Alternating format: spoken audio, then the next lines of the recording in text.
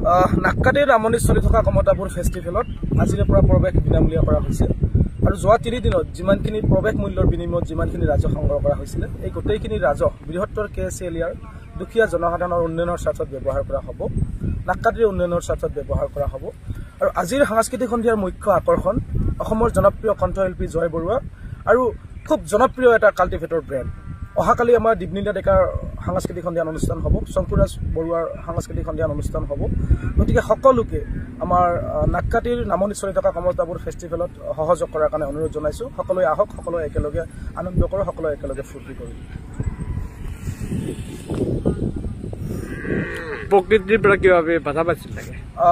বতাহ আৰু বৰষুণে আমাক কিছু বাধা বিঘিনি কৰিছিলে বতাহৰ ফলত আমাৰ যিটো ৰাজমহল বনোৱা হৈছিলে আৰু দুখনমান গেট আমাৰ হাউলি পৰিছিলে সেইখিনি ৰিপেয়াৰিঙৰ কাম চলি আছে কিন্তু বৰষুণে আমাক কিছু পৰিমাণে সকাহ দিছে